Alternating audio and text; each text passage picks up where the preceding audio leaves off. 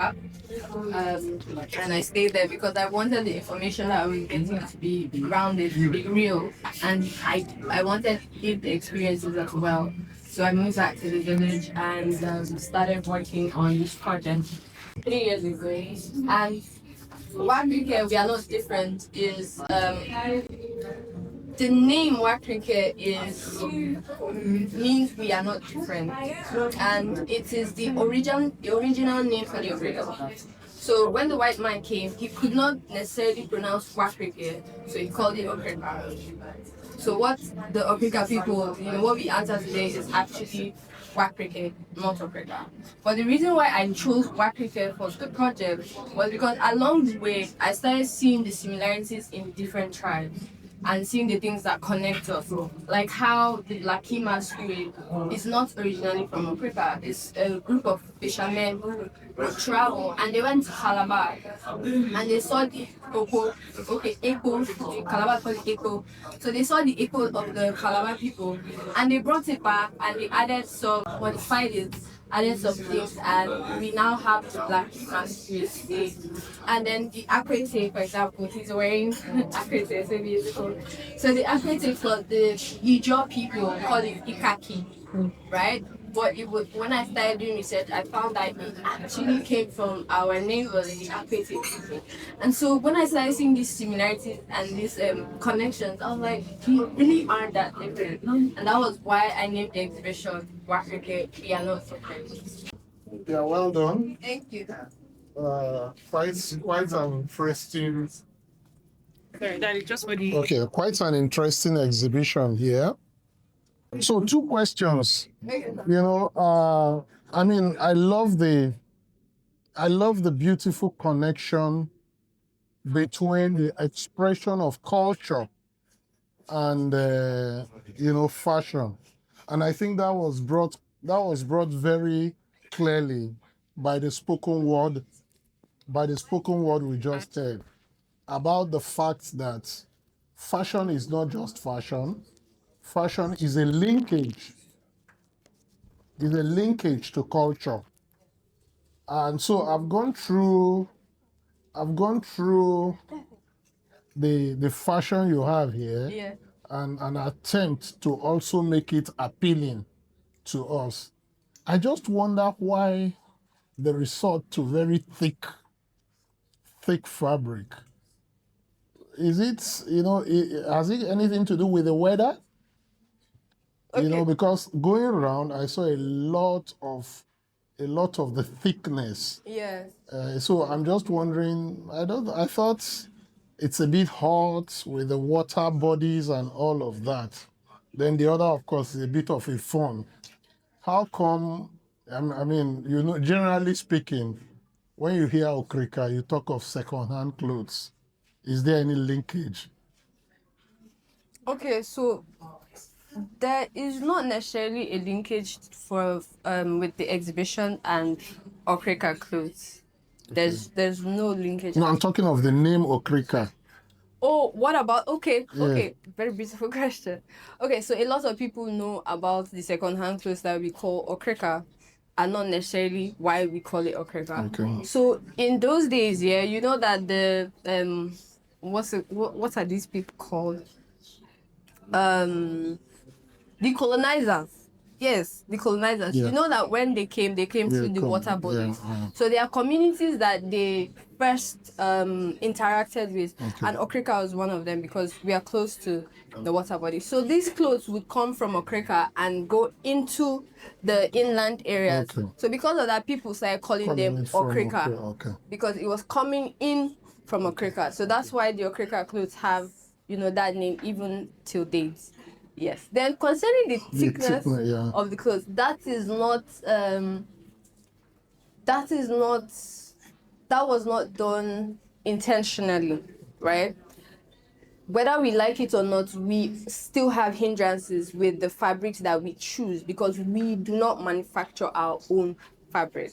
We still have that gap to bridge, bridge. yeah. So if I want to make something and I want to use purely organic textiles like cotton, if I want to get cotton now, I actually even tried to get cotton. I have to go to the north to get cotton. And right now there's insecurity in the north. Yeah, You know that. So it okay. is really, really difficult. So we kind of have a problem with No, it's okay. Exactly. I get that. So yeah.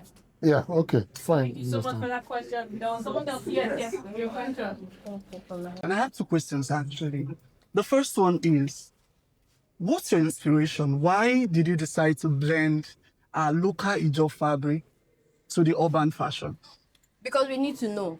There's a lot of there's an awareness gap. There are a lot of things that we are losing that we are not aware of. And what happens when you have a generation of people who don't know where they're coming from? They don't know what's been happening. They are more susceptible to indoctrination. And who is indoctrinating us? West. Bam! So we have to fight in one way or the other. And this is my way of fighting because ain't no way. Ain't no way. So the whole point of it is awareness, like making sure people know, making sure people remember, and especially the young people, because right now we have the numbers. So if the majority of us don't know, that's a problem. But if the majority of us know, it's a problem for them. You get me? Yeah, so I was like, okay, what do I have that I can use to fight this fight? You know, so yeah. Oh, nice. Okay, my second question is concerned with, when I saw your review from certain places you visited, I listened to the Akwete, I listened to your interview for Iria. There's one thing that is of high note, which is spirituality.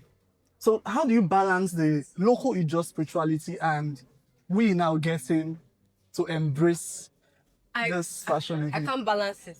That's not my job. My job is to make sure that you know. And whoever resonates with it will resonate. But let it not be that information is not there in the first place. So just my own is to make it, it's out in the open. So the people who catch it, catch it. You get me? I don't know how the next person will translate it. Yeah, it's not my responsibility. But let it be that the information is there, and so the people that want it, they have access to it. Very important. Thank you. Okay, the last one, please. One question, please. The last one. Okay, what are your plans? Because looking at this Ijaw fabric, mostly these fabrics, they are not, our local producers and all of that. The foreign ones coming. What are your plans for sustainability in this venture? Okay, so I would like to use this question to educate people. So currently in the market, we have two types of Akwete fabric.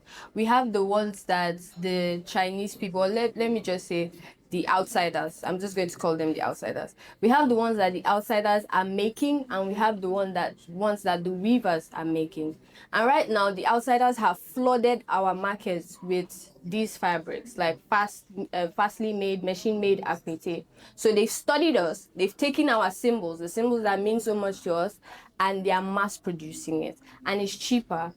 And now our government, because it's the government that can help in this situation, they are not saying anything about it. And how is that affecting our craftsmen and craftswomen? It's dying out, right? Because they cannot necessarily keep up. There's no funding going into, that sector to help. So the more we know, the better. So we can now advocate for this. Something great about AbiyeTara. Okay, I'm just going to say that I hope that I'm able to inspire everybody or some people to do the same thing, because I wish I could do this for every tribe in Nigeria and even other tribes in Africa, but I'm only one person, and I understand the power of planting a seed. So what I'm doing is basically seed planting.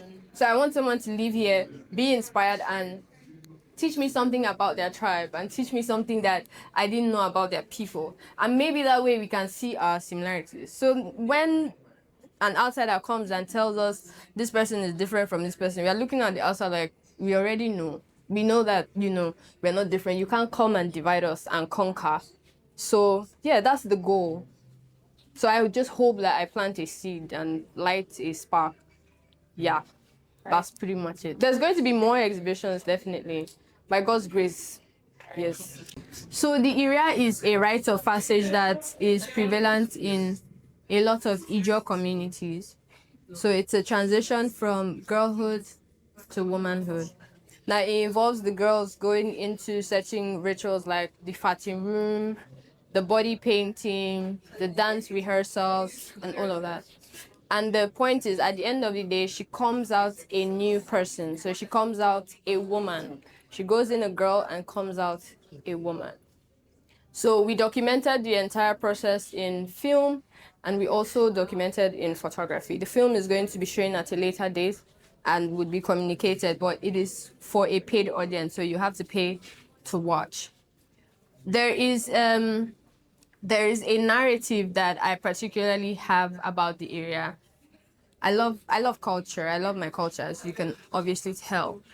But I'm wondering, are there parts of it that we can innovate? If you notice, there's nudity in the area in 2026, and quite honestly, I don't have a problem with nudity. I'm not going to lie to you, but the problem I have is in the age.